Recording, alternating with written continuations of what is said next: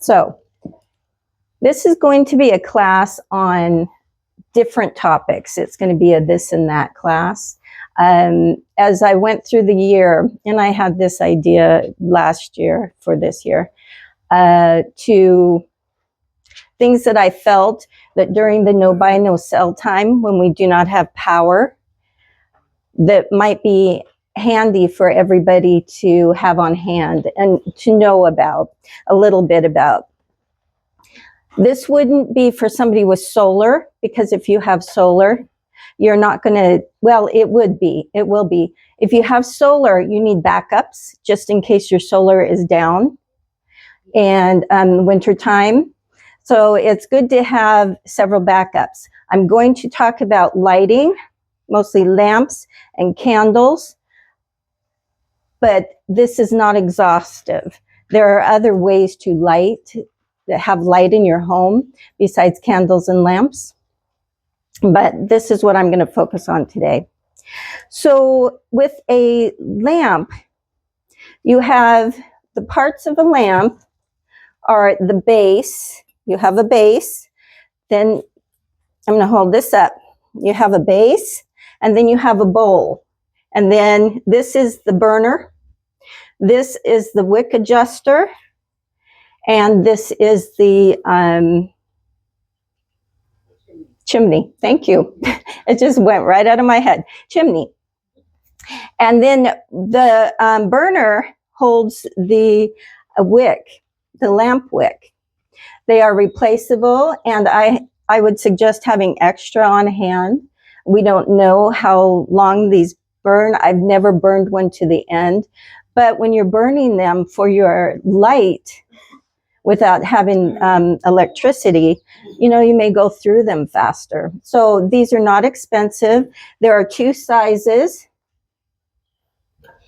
There's a small size, that's 5/8 of an inch, and this is 3/4 of an inch. This is for a bigger lamp. This is for a smaller lamp.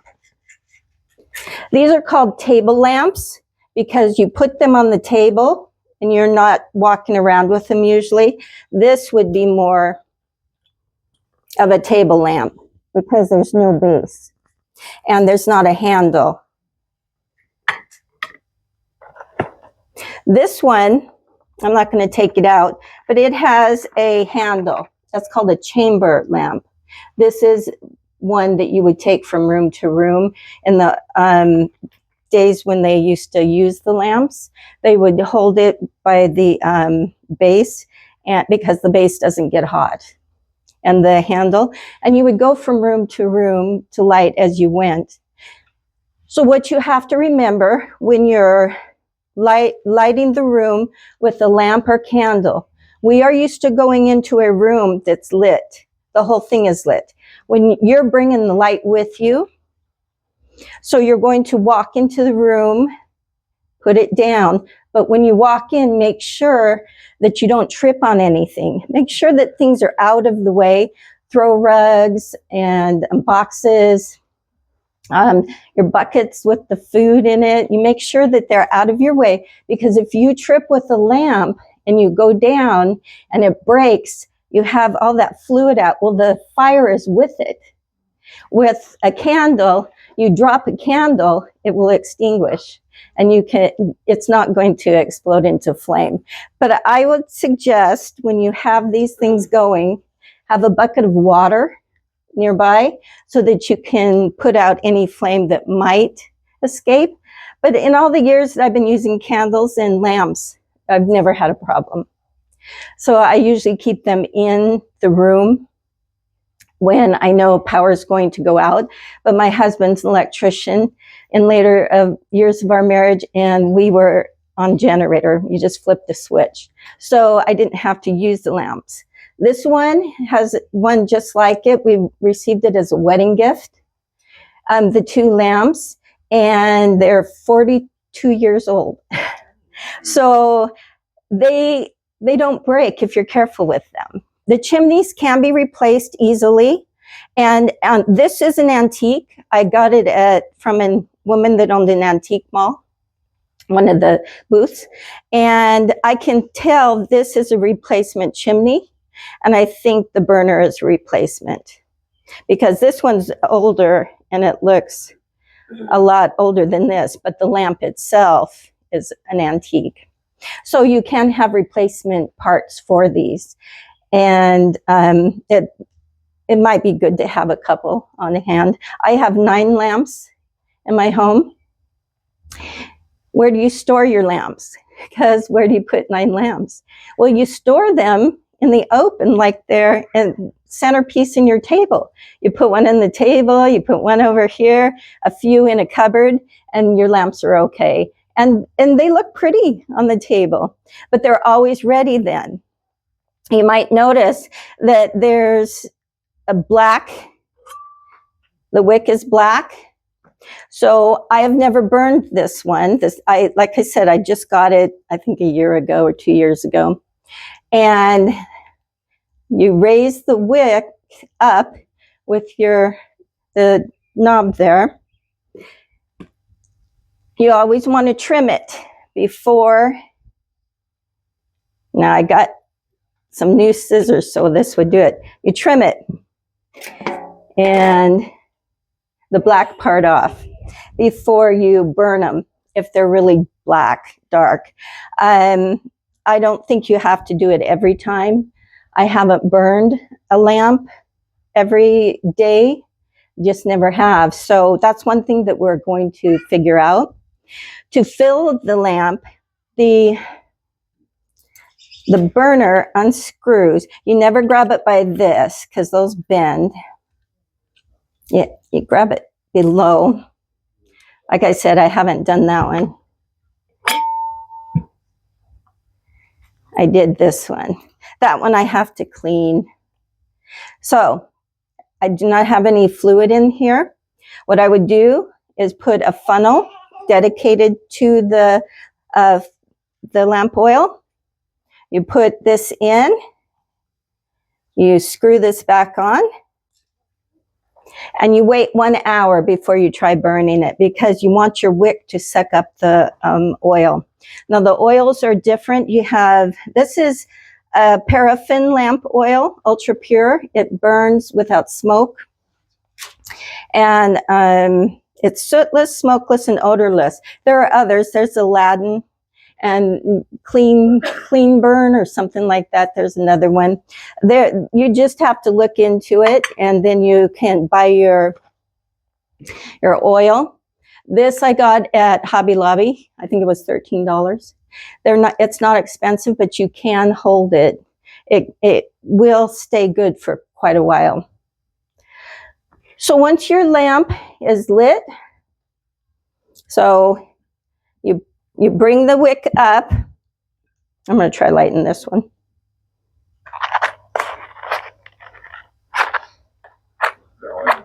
No. I'm just going to light it real quick. Not with that match.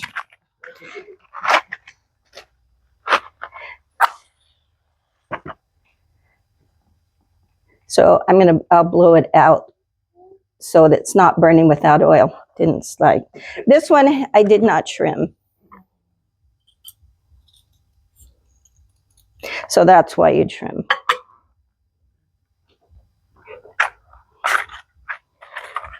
And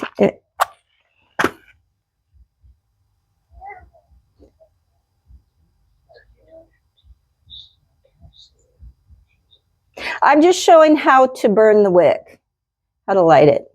So you light it, and I usually have a cup of water. I stick a just blown out match in, just in case. You know, you can't be too careful, I don't think. So then if you put your lamp chimney on, and to blow it out, you cup your hand and blow it out and turn it down. And it does smoke a little bit, but that's not bad. So that's how you light them and extinguish them. To put the, I should have done this first, but to put the wick on, You would take this all the way out. You put it in the bottom.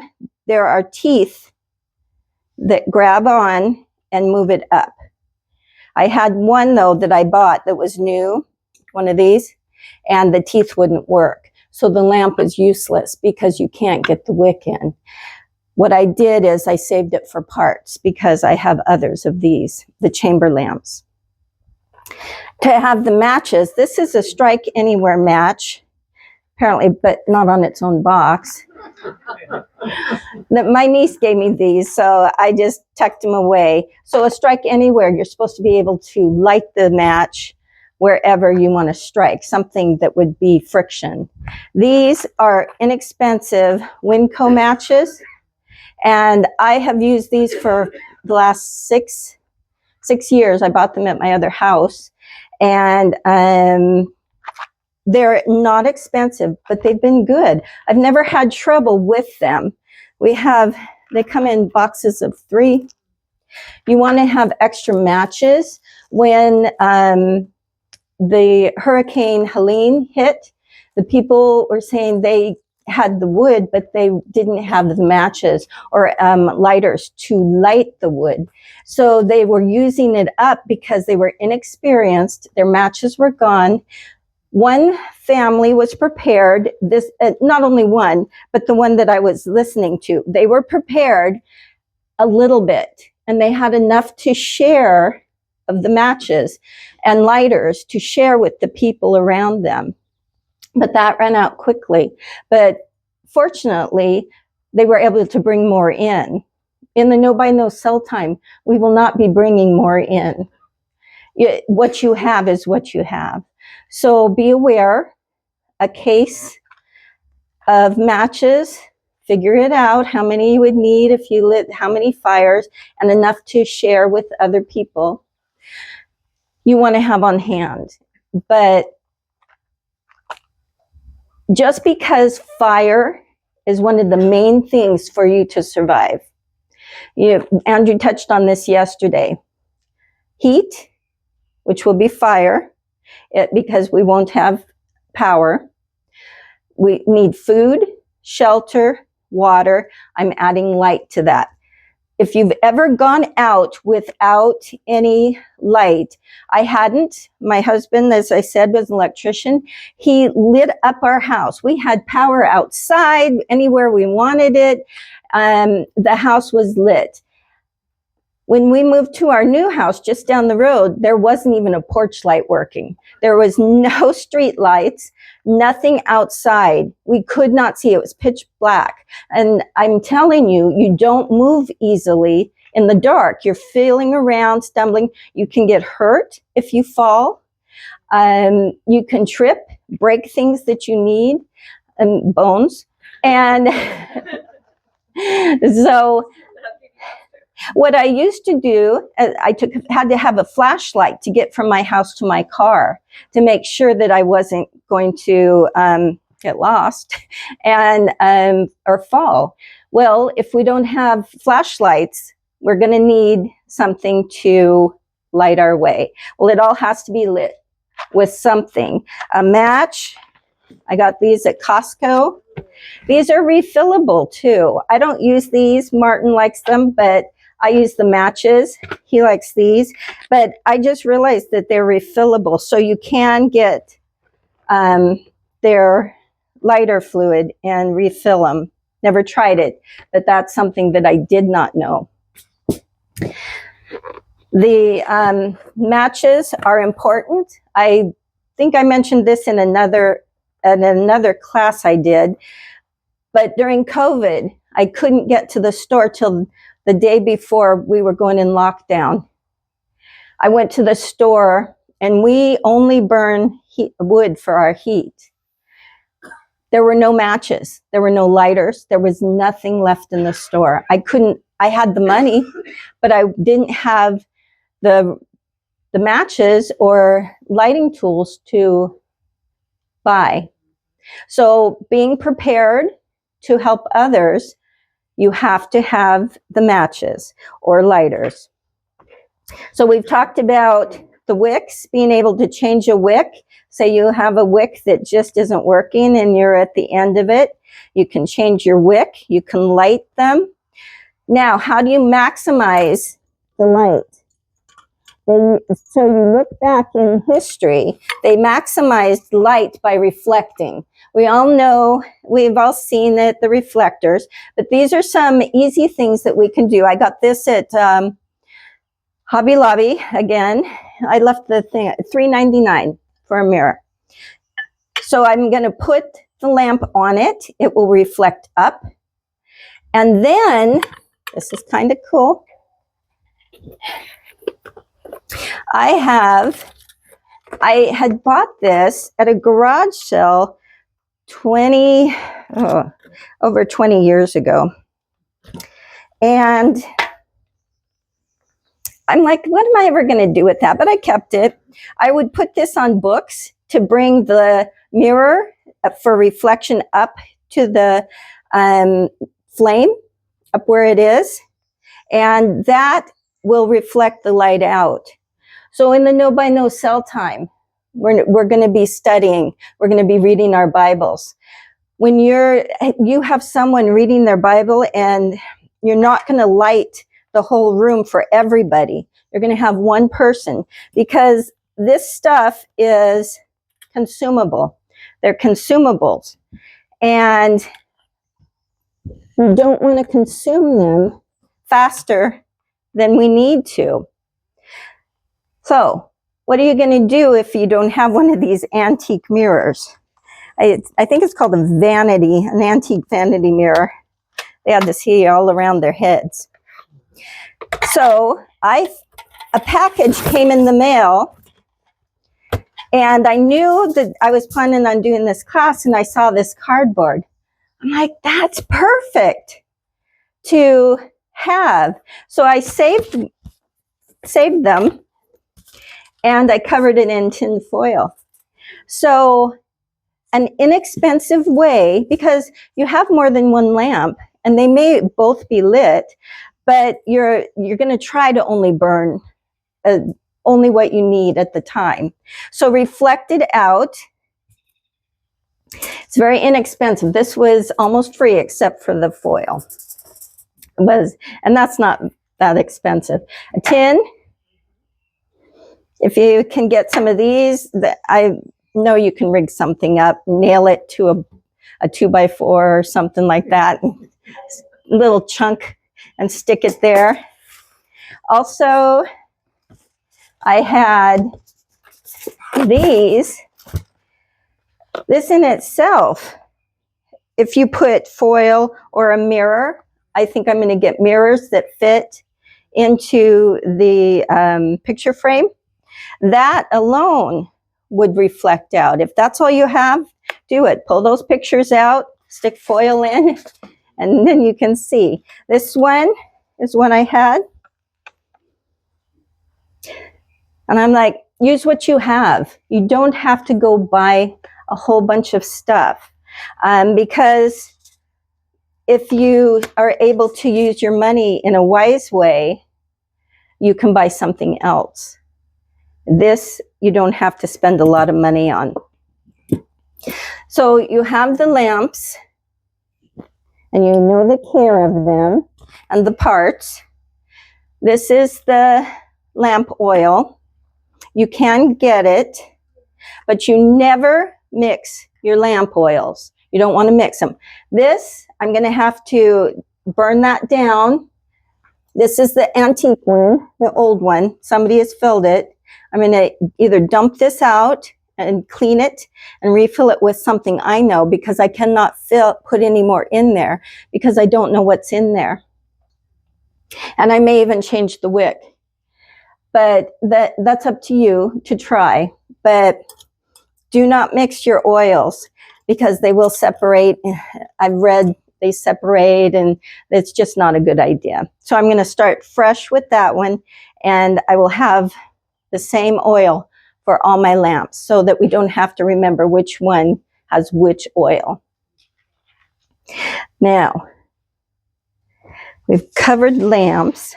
I'm going to talk before I get to candles, I'm going to talk about window covering.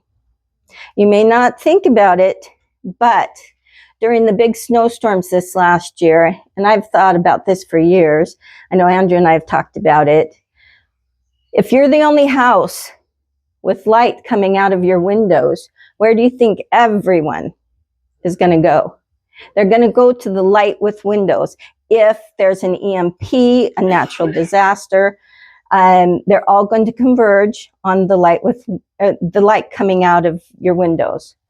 So one thing you can do, and this is also good for keeping heat in your place, is to have light room darkening shades.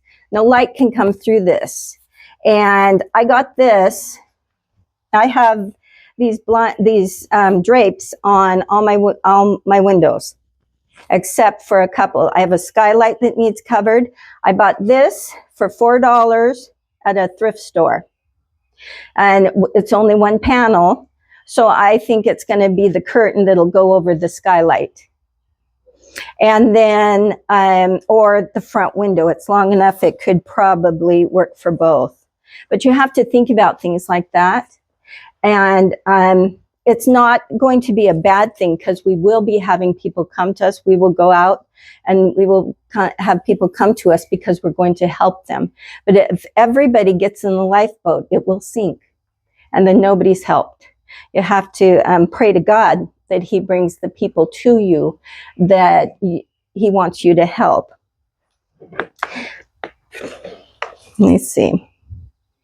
I have covered all that. We're going to move on to the candles. Now you're thinking, it's not a big thing on candles. Well, actually, it might be more than you think about.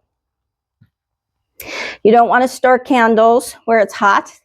They're not just going to go off into a puddle, but they do get soft and they can be misshapen. So you store them in a cool place, and you store them. I like to keep mine in the dark. I put them in totes. I have totes full of candles. I get them at garage sales and thrift stores. I know scented, there's a thing with the scent. Some people have trouble, but this is what I've got, and this is what I will use. If somebody comes to me and they have trouble with scents, then they can sit in another room and listen to the people, because I plan on, if I've got a candle burning, somebody's reading the Bible, somebody's going to be having a study. You're not going to have internet, so you're going to be needing to have something to do. To burn a candle wax has memory. You burn your candle, and you want it to burn at least 3 to 4 hours, depending on the size of the candle. You want it to burn so it's liquid all the way to the edge, the first burn. That's the important burn. You don't want to blow it out, because what happens is you get tunneling. It's called tunneling. I bought this candle at a thrift store to melt down to make fire starters, and I will talk about that in a little bit. But it's also a good example of tunneling. The candle burns unevenly, and it stops where the first burn was stopped. It wasn't quite brought out to the edge. This is a candle that has very little tunneling. I don't know if you guys can see, but it goes in, and it's just about this big. So the next time I burn this candle, I didn't do this, by the way. Next time I burn this candle, it would only go as far as the first burn. So it still would only be a small burn. And that decreases the life of the candle, because as it goes down, it starts putting itself out, because this is a long candle. And the wax melts in and puts it out. So what I will show you how to fix tunneling, because I don't know about you guys, but I do have some of these, because I'm not buying them all new. I have some new ones, but they have tunneling that needs to be fixed.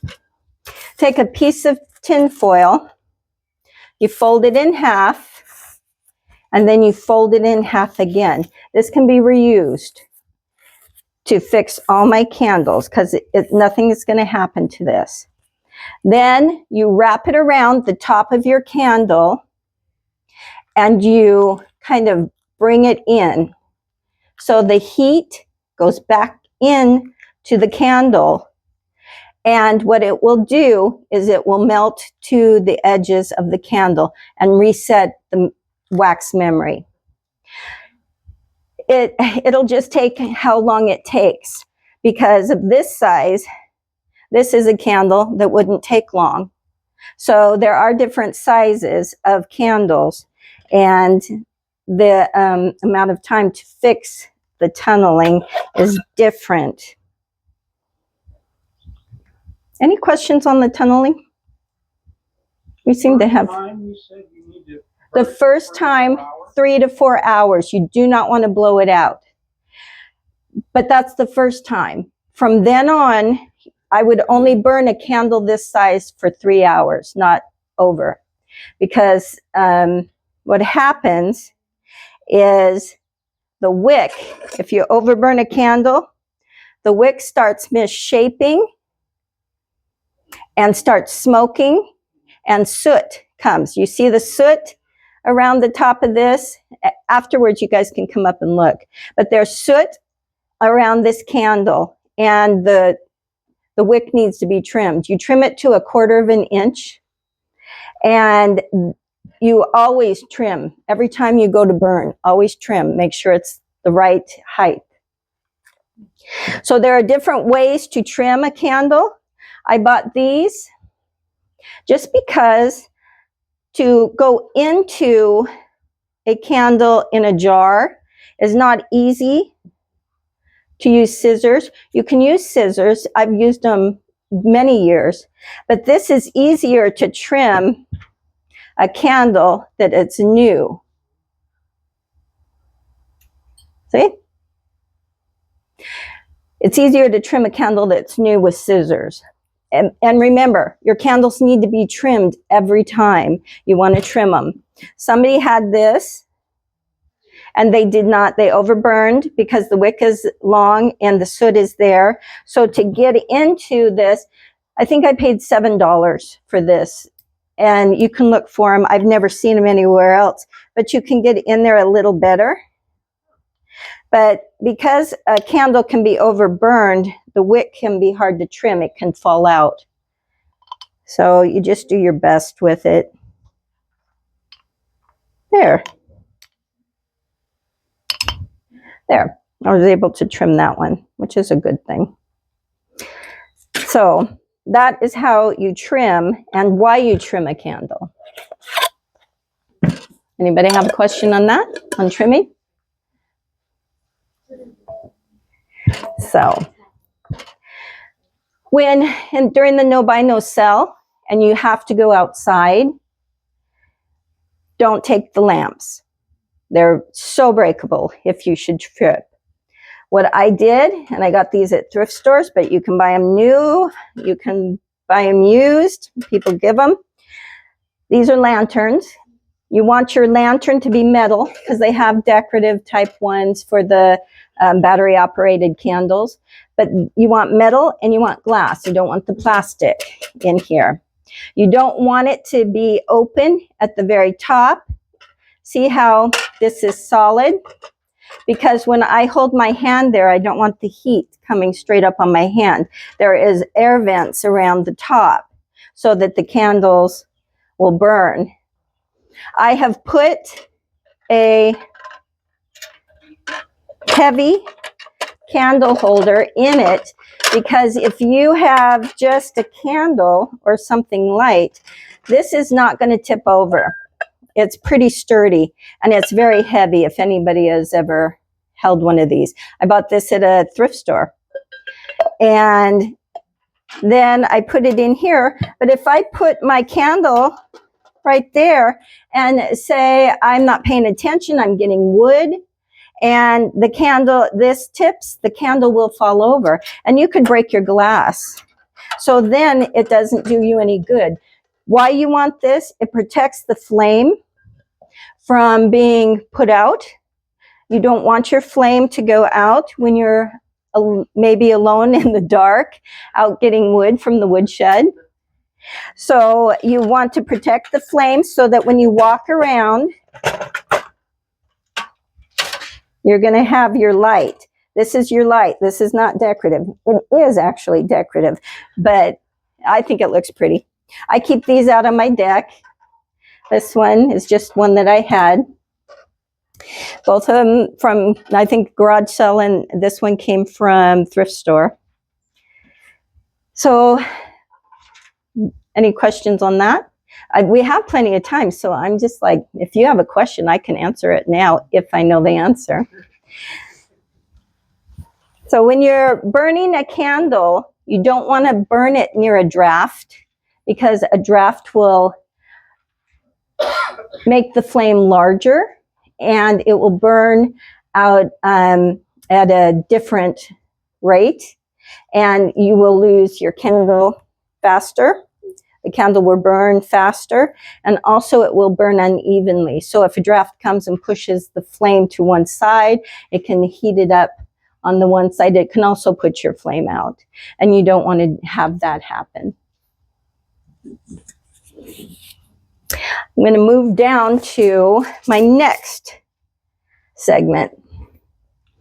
If you are somebody who is going to have people coming to your home, I have dedicated my home. God knows that whoever comes, I will take in. You have to have things. If you ever have slept without a blanket at night, even in the summertime, it gets cold near the end. I have blankets. My husband's like, why do we need so many blankets? I like them. I just like blankets. And I go for wool. I try to go for wool, and I try to go for all cotton blends. You can get them. This came from a thrift store. This is this is wool, and it's more of a lap blanket. But I paid $7 for this, and it was a beautiful wool blanket. And you can wash wool. You just have to wash it on with Woolite. And if you don't have an agitator, it's better, but you don't want to make felt is the thing. So you can wash it by hand and then spin it dry, or do it on the gentle cycle. I wash all the blankets I get. I make sure I wash, and I haven't had one felt on me yet.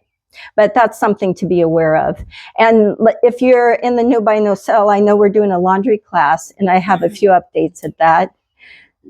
You don't want to be scrubbing the wool blankets on a scrub board, washboard. So you just want to agitate them gently. But wool blankets, cotton blankets, have plenty for the people that are coming. And pillows. This is what I've done for pillows. This is a down pillow. I have ones that aren't. But what I did is I bought the down pillows, and you can wash down also. I've washed my down comforters for years. But there's a technique to that. But we could go over that at the laundry one. So what I do is I take off the outer cover of the down pillow. And this is one that's a decorative. People decorate with these. Well, I'm decorating with them, but the dual purpose is it will be a pillow for somebody who comes and is in my home. I had the pillowcase covering made. A friend of mine, I had about 5, 6 of these pillows at different sizes, and I bought the material, and she made the pillow coverings for me. So I have a lot of pillows, where in my other house I didn't have one. And my husband's like, wow, you sure like pillows now. And yes, I do. I like lots of throw pillows and lots of blankets. I just let him be in the dark on that. So your bedding have to think about. People are going to be sleeping on the floor. For some reason, the Lord's given me the number 15. So if I have more or less, I'm fine with that, but at least 15 people. And what I did was yoga mats. They roll up small, and I have a few of those for the kids. I'm hoping to have the adults on actual beds, but that's what I have planned for the adults and the children. And even if they have to sleep on the floor, if they've got a blanket and pillow, kids are pretty good. They adapt. And so they'll be comforted, because picture coming in out of the dark and the cold, and you get a blanket and a pillow. It's going to be pretty cool. They're going to be comforted. And speaking of which, there are certain things that I will share with the people coming to me, and certain things that I don't want to share, and I'm sure they don't want to share. So I have various sizes of new boxes of underwear, men's and women's. I have enough, and you will, as the people come to you, you'll figure out how many to give. I'm not going to just hand the box to whoever comes through the door. I don't have that many. They will get a couple pair, because laundry, as again, we'll be talking about this at the end of the week. Laundry is a thing that we will have to be doing consistently, and it has to be kept up on, especially if you only have 2 or 3 pairs of underwear. It's, a nightly thing. The socks, I have also new socks, but socks are something that I don't mind giving. These are men. I brought the men's socks, but I have women's. These are a wool sock, and I got them at the thrift store. I paid $1. You have to look for these things in order to find. What I do is I pray before I walk in any store. Lord, help me find what I need, and help me only buy what I need. But yes, I get the socks, and they're warm, because right now it's no big deal. But in the wintertime, think of how keeping someone's feet warm, how good that's going to be. We don't know if we're going to be able to burn our stoves all the time, or if we're going to run out of wood, or if we're going to be out in a tent somewhere. But if you have a warm pair of socks, that goes a long way to being more comfortable. This is just talking about the physical comfort. I'm not going into the spiritual part, a little bit maybe, but this is the spiritual, or the physical part. We have deodorant. Now we're going to be tight. 15 people. This is an important thing, I think. Bathing, we're not just going to take 2 showers a day, 1 in the morning and 1 in the evening when we're done with our work. So this is a crystal deodorant stick, a mineral deodorant stick. I've not used one before, but I have a few. I plan on getting a few more. You wet it. It's supposed to last a year. I bought this a few years ago, so I don't know what they cost now, but I think I paid $7. $7 for a year's worth of deodorant is a good buy. And also it's chemical free. So I will have this up here. Everybody can look at things. Another thing, I'm going through the things that I'm trying to have on hand. And it's just things to think about. Toothpaste is one. Individual toothpastes to have. When you run out, you run out. Use the baking soda or salt. But with that, you cannot use it every day, because it will hurt your gums. They get tender after a while. But if you know how to make your toothpaste, I make all my own toothpaste. And I'm trying to have enough that I can make toothpaste for at least a year. But if I run out, every maybe 3rd day, I would use salt or baking soda to clean the teeth. And in between, what causes cavities is food deposits on our teeth. If you use water and brush really well and be methodical in your brushing so that you don't miss a tooth, you will keep your teeth without getting cavities during the no-buy-no-sell time. And that's important because cavities hurt. Another thing I refuse to share are, and when I say refuse, it's all relative. Right now, I'm refusing, but in the time I probably could be persuaded to share. But we have hair brushes, and this is a pick just to show different. I have curly hair, and I used picks for years. But yes, picks are for curly hair, and I suppose straight hair could do it, but they're more comfortable. But you don't know if everybody is going to come to your house with straight hair. So have something possibly for curly hair.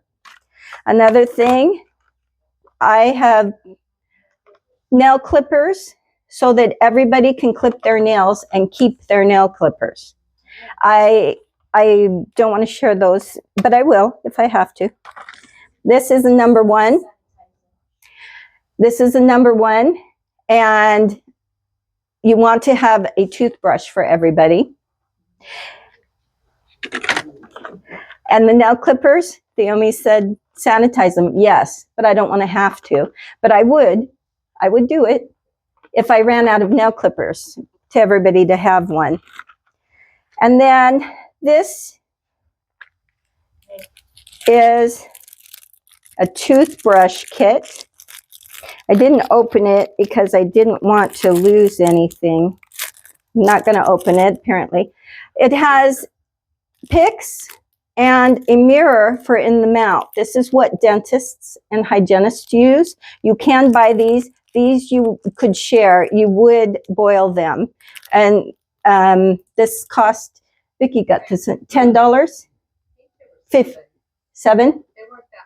$7. And they're metal. And it wouldn't hurt to have one of these. You never know when there's a dentist in the crowd. And they come with a little case that keeps them safe. Now, if everybody has a toothbrush and a comb, and they all have their nail clippers, and maybe one has chapstick or needs it or whatever, you have 15 people. You do not have places in the bathrooms for 15 people to keep their stuff separate. So what I got and collected small bags. These are makeup bags. But this can hold comb, toothbrush, whatever they have, and it's theirs. And you can put these in a row. You can put them in a drawer. You don't have to worry about separation. Everybody will have their own. And men and women, get some manly ones, men and women will have these bags to put their items in because that's important. It's something for them to be able to go grab, and if they want to go brush their teeth, they can have at it. The dental tools are $4. $4 for these. They're worth having.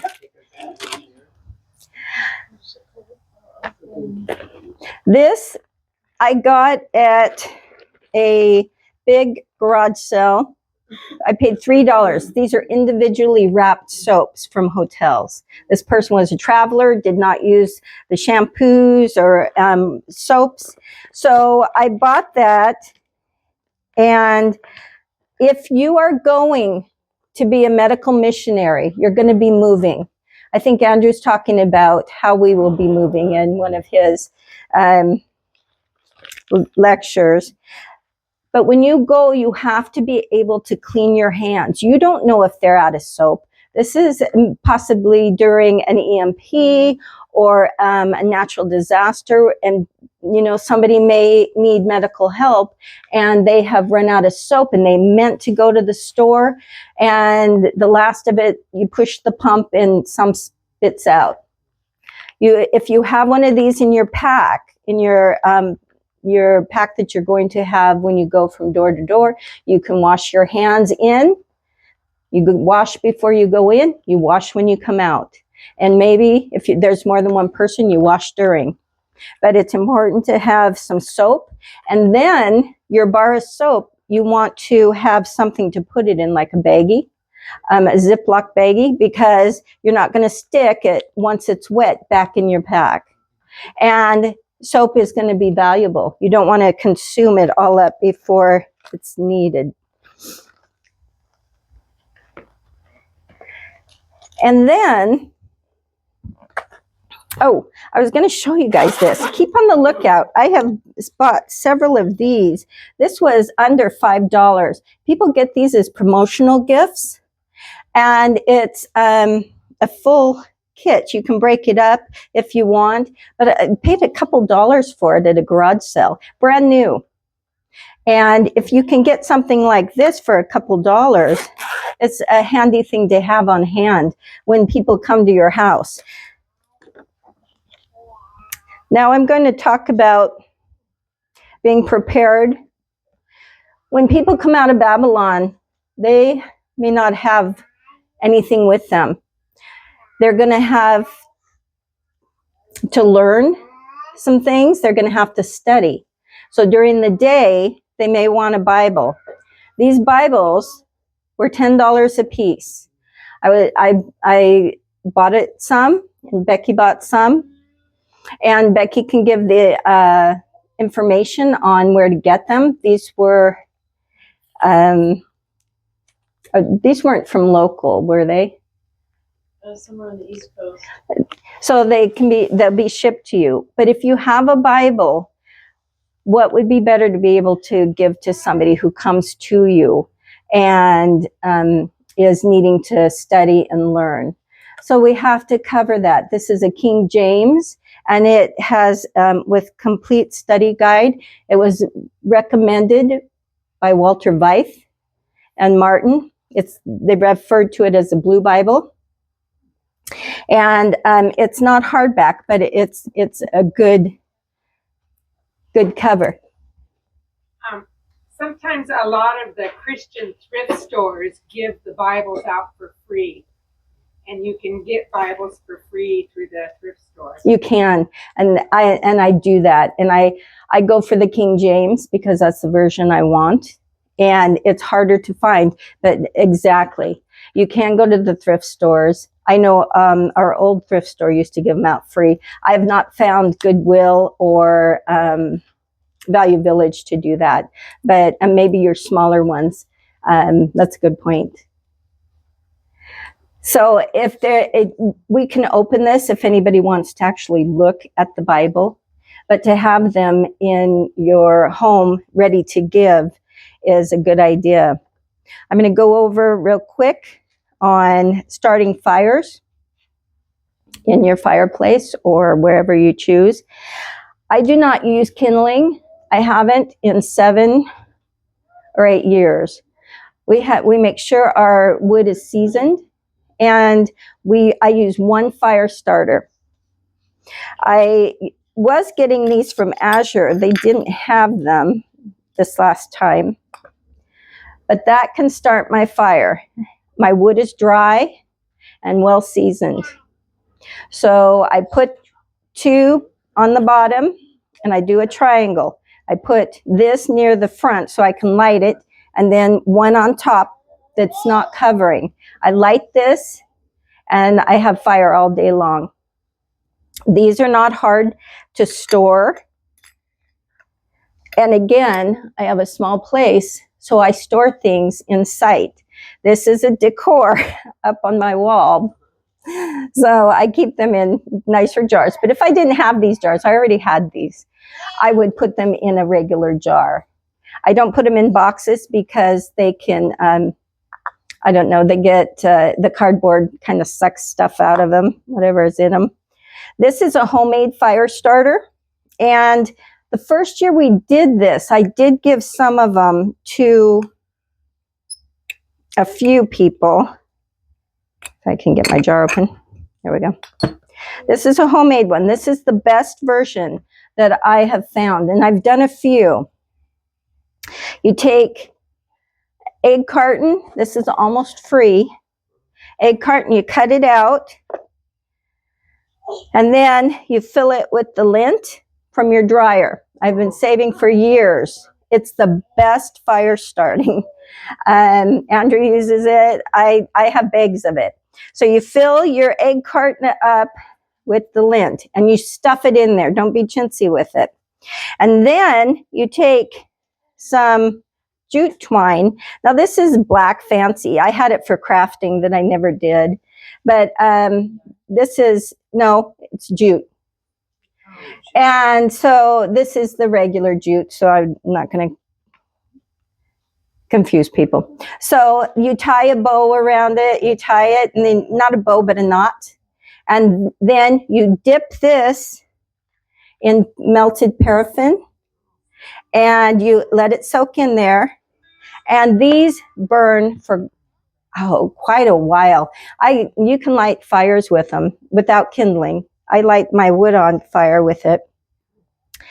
The paraffin I got at Walmart, Winco, but you can get paraffin anywhere. Yes, and that's why I bought this candle. Remember I said I bought it for the wax, to melt it down and to make the fire starters. If you know somebody who eats eggs, ask them to save their cartons for you, and you can have a big bag of these saved up. And these are something that in the No Buy No Sell, you can actually have everything on hand to make more fire starters. And that will get you through. This is not needed, but I thought it was cool looking. And if you have a wood cook stove, they have a smaller burn box. And you put this in and you can fan the flame with it to get it going instead of having your face down there trying to blow on it. That's what you would use it for. I've never had to use it because I don't have an indoor wood cook stove. I'm still praying about that. And let's see, what else? Are there any questions about the fire? Oh, I know. I did want to mention the cords of wood. We go through on a cold winter. Our first winter here was so cold and so wet, and the house was not insulated well. We have taken care of that. But that first year we went through 6 cords of wood. So once you can take care of that, on a normal cold winter, we went through 5 cords. Make sure that in a disaster, people aren't coming to you and you're giving them your wood.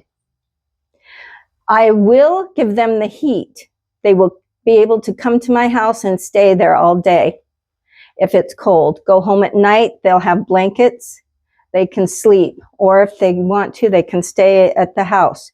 If you give your wood away for people to warm their house, you're warming 2 houses. You will go through your wood, and then nobody will have a warm house.